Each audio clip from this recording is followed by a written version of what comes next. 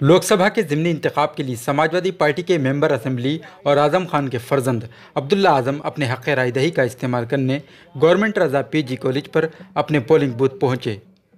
हक़ रायदही का इस्तेमाल करने के बाद उन्होंने मीडिया के नुमाइंदों से गुफ्तगू करते हुए कहा कि आज ज़िले भर में पुलिस ने बुरी तरह से दहशत का माहौल कायम कर रखा है। अब्दुल्ला आज़म ने कहा, हमने वोट डाल लिया।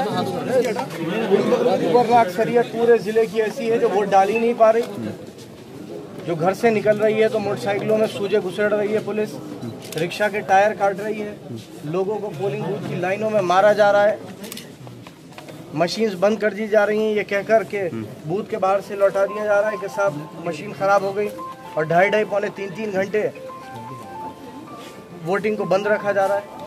मैंने तो कहा और ट्विटर पे भी कहा और आपके सामने भी कह रहा हूँ कि ऐसे चुनाव से कोई फायदा नहीं, कोई फायदा नहीं है ऐसे चुनाव। तो अब्दुल्ला क्यों लग रहा है कि क्या किसकी साजिश है कि इस तरह से मतदाताओं को रोका जा रहा है, वोट नहीं दिए जा रहा है? आप भी जानते भाई नहीं जीत पा रहे, उसी की तो सारी कोशिश है। आपको बता दें कि पोलिंग के दौरान मुसलसल कई मुकामात से ऐसी इत्तलात मौसूल हुई जिसमें यह बताया गया कि पुलिस समाजवादी हामी वाले इलाकों में वोटर्स को वोट करने से रोकने के लिए टॉर्चर कर रही है। यही वजह है कि अब्दुल्ला आज़म, आज़म खान और समाजवादी पार्टी उम्मीदवार पुलिस के इस रवैये से काफ़ी नाराज़ नजर आए।